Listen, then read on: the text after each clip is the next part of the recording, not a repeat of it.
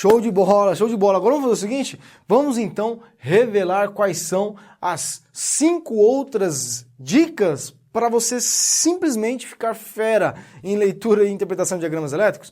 Então, como é que vai funcionar esse nosso vídeo aqui? Eu vou pegar e vou realmente revelar aqui as nossas sacadas, as nossas dicas em relação à leitura e interpretação de diagramas elétricos. Enquanto eu vou explicando para vocês, eu vou colocar uma visualização daquilo que eu estou explicando para ficar fácil, de fácil entendimento e que você consiga efetivamente ter todo o know-how ali, porque você vai escutar eu falando e vendo no diagrama efetivamente o que é que eu estou mostrando para vocês. Tudo bem? Então é o seguinte, primeira dica, e preparei uma bem simples para o começo aqui, que é a letra S. Na verdade, eu não vou falar simplesmente da letra S aqui, né?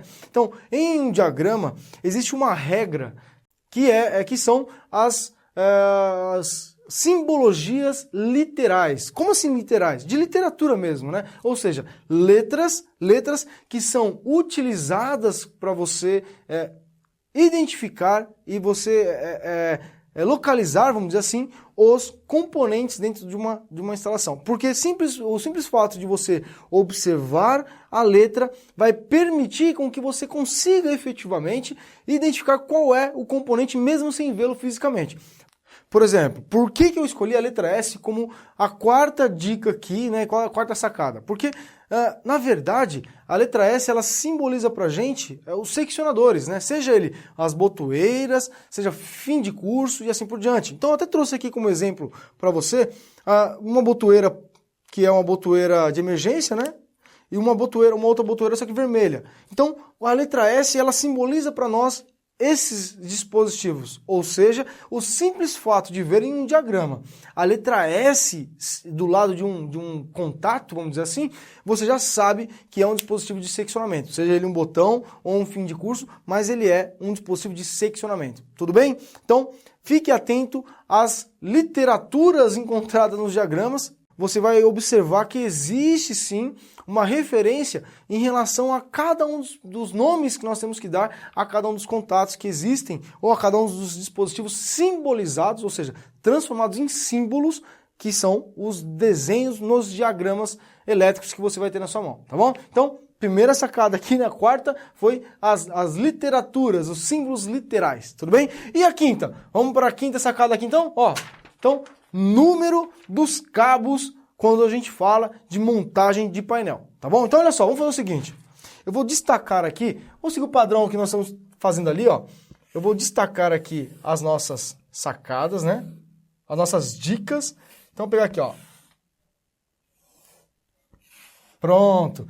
Nós sabemos, por exemplo, que contatos normalmente abertos ou contatos normalmente fechados, normalmente eles são simbolizados ali, por exemplo, 3 e 4 para contatos normalmente abertos, 1 e 2 para contatos normalmente fechados, não é verdade? Então nós temos ali a simbolização através de números, se o contato ele é NA ou NF, normalmente aberto ou normalmente fechado.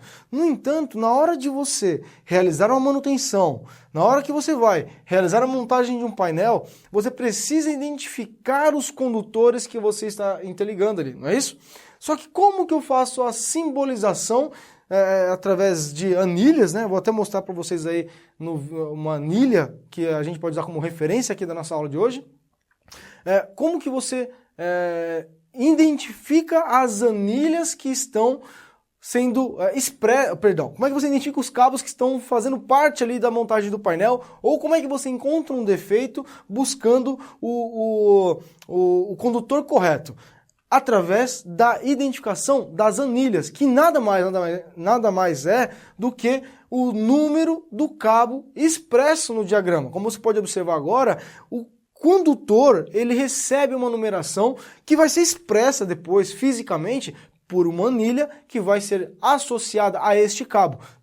Dessa maneira, nós temos assim, o cabo número 10, por exemplo, só existe um cabo número 10. Independente de qual a concepção que você tem, dentro do seu projeto, apenas um cabo número 10. Então você sabe que se existe uma falha sei lá, uma manutenção que você precisa estar fazendo? Se você identificou que a falha é no cabo 10, você consegue facilmente encontrar esse cabo 10 através da anilha. Imagine se nós fizéssemos a identificação com os 13 e 14 que existem dentro de um painel. Imagine um painel grande, um monte de 13 e 14 de contatores diversos lá. Então, a identificação dos condutores é feita através do número do cabo. Tudo bem? Beleza? Dica número 5 revelada agora, tá bom? Vamos então para a dica número 6? Então, na dica número 6, eu separei aqui para vocês, ó, a identificação dos... Até ficou meio ruim de ler aí, ó, mas é a identificação do destino dos condutores. Vamos ressaltar aqui, vamos circundar aqui, destacar nossa sexta dica aqui, ó. Até moveu a lousa aqui um pouquinho. Não tem problema. Bom, então, na dica número 6 aqui, qual que foi a ideia que eu passei aqui para vocês? Ó? Identificação do destino dos condutores. O que eu quero dizer com isso? Observe no desenho aí agora o seguinte, ó. Quando a gente fala de identificação do destino dos condutores, eu estou falando para onde está indo um determinado condutor ou da onde ele está vindo. Observe aqui no desenho, ele mostra exatamente qual é a página e qual é a coluna que esse condutor se encontra e de onde ele está vindo. Como assim, Everton? Ele mostra para mim de qual ponto do diagrama eu estou trazendo aquele condutor. E também, nesse caso, a identificação, ele mostra para nós ali, é como se fosse a tag dos nossos componentes que nós vimos lá na dica número 1, mas na verdade, uma indicação, vamos dizer assim, da página e coluna. E também nesse condutor existe também a numeração, que é o que nós falamos agora na dica número 5. Tudo bem? Bom, legal? Eu tenho certeza que você começou a ter a sua mente mais aberta ainda em relação aos diagramas. E aí o que eu fiz? Eu separei aqui a dica 7 e 8, muito mais direcionada para a área predial, tá bom? Mas olha só, não se esqueçam, né? Quando a gente fala de automação residencial, automação comercial, isso aqui também é importante para o nosso entendimento, tá? É claro que na maioria das vezes é aplicado em instalações industriais, em diagramas da parte industrial, mas as dicas 7 e 8 é exclusivo ali para instalação predial, seja comercial ou residencial, tá bom? Vamos fazer o seguinte então, revelando a dica número 7, eu vou vir para cá, ó. Vamos lá. Então, vamos falar agora de centro de carga. Então, qual que foi a intenção aqui, ó? Deixa eu destacar aqui esse conteúdo também. O que é o centro de carga? Centro de carga em uma planta residencial predial ou comercial simboliza para nós o ponto onde eu tenho a principal distribuição elétrica, a principal distribuição dos circuitos elétricos daquele local. Então, vamos supor, um prédio. Então, em um prédio, o centro de carga é expresso para nós de uma maneira a mostrar qual que é o local, onde que fica o local, onde eu tenho a maior quantidade de condutores não, mas de circuitos saindo para alimentar aquele andar do prédio, por exemplo. Né? Então, como que eu faço para identificar o centro de carga? Você vai observar, vamos supor que você tem um desenho bem complexo, eu vou colocar um aí para você dar uma olhada, um diagrama bem complexo ali, de planta baixa e tudo mais, mas o centro de carga normalmente fica o mais próximo do centro da planta como um todo. Observa aí. Então, ele fica muito mais próximo do centro. Sempre que você for procurar um centro de carga, comece identificando ali o ponto o ponto central ali, ou mais próximo do meio possível da sua planta baixa, tá bom? Então, ali vai ser o centro de carga. E por que é importante se descobrir onde é o centro de carga? Porque vai ficar fácil de você saber da onde está indo, para onde está indo os circuitos daquela planta, tá ok? Legal? Bacana então, ó, nossa oitava e última dica, que também é da área predial, né? Então, residencial, comercial e assim por diante. Nós vamos falar sobre, deixa eu pegar aqui, ó. Vamos falar sobre a tabela de carga para a montagem do quadro geral de distribuição. QDG, QGD, como queiram aí, tá? Então, deixa eu só destacar aqui. Então, o que nós temos aqui, então, ó?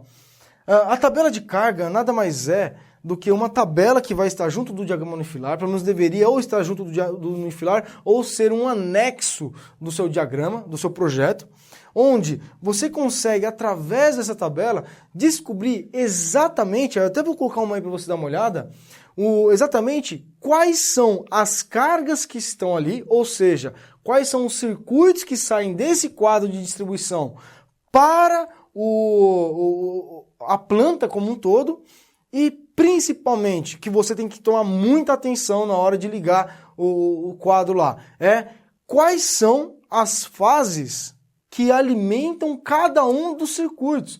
Tá? Então, se eu tenho um circuito monofásico, uma fase que está alimentando ali aquele circuito. Se eu tenho um circuito que a gente fala de bifásico, né? Mas na verdade é monofásico, que é duas fases, eu tenho duas fases que alimentam aquele circuito. Se for trifásico, eu tenho 3 fases alimentando um circuito Y. O que é importante isso? Na hora que foi realizado o projeto, então, ou seja, quando foi concebido ali o projeto como um todo, o projetista, ele simplesmente fez o cálculo de distribuição das cargas ali. Ou seja, ele pegou e distribuiu as potências de acordo com as fases para mim não ter um desbalanceamento das potências. Então, o projeto, pelo menos deveria, estar balanceado em relação às potências que cada uma das fases vão consumir. Agora, se você, na hora de fazer a montagem, não levar isso em consideração, você joga por água abaixo aquele projeto realizado anteriormente, e o que vai acontecer é sobrecarga em uma das fases, e aí você vai ter problemas futuros em relação à instalação que você já fez. Tá bom? Então, vamos fazer o seguinte aqui, ó. Foram 1, 2, 3, 4, 5, 6, 7... 8 dicas aí para que vocês consigam entender mais e visualizarem melhor, mais tecnicamente, os diagramas elétricos que chegam na sua mão no dia a dia, ok? Então, diagramas da área industrial, residencial, predial, comercial. Legal? Eu espero que você tenha gostado. Deixe um comentário aqui embaixo no nosso espaço de comentário. Não se esqueça, esse vídeo aqui é exclusivo para você que me deu a oportunidade de apresentar mais conteúdos técnicos para você no dia a dia, tá bom? Esse vídeo não está aberto no YouTube. Então agora eu quero saber exatamente de você, se você gostou do nosso conteúdo, se você gostou dessas dicas, se fez a diferença para você, se foi importante para o seu aprendizado. Então deixa um comentário logo abaixo aqui, clique aqui no joinha, no curtir aqui, e se você se sentir à vontade, achar que realmente é um conteúdo que possa fazer a diferença para as pessoas que estão ao seu redor, que convivem com você, seja na profissão, seja nos grupos que você frequenta, então compartilhe com seus amigos, caso seja realmente algo que você faça por desejo de ajudar as outras pessoas. Da mesma maneira que eu fiz esse conteúdo para você aqui, a fim de te ajudar, eu gostaria de saber se você entende esse conteúdo como um conteúdo realmente valioso para as pessoas que estão ao seu redor. E aí eu peço para você, se você gostou, deixe seu comentário, compartilhe com seus amigos e curte aqui o nosso vídeo de hoje, tá bom? Um grande abraço, muito obrigado pela oportunidade novamente e até o nosso próximo conteúdo, até o nosso próximo vídeo, até o nosso próximo conteúdo sobre o LEED, né? Leitura e interpretação de diagramas elétricos, tá bom? Um grande abraço, tchau, tchau!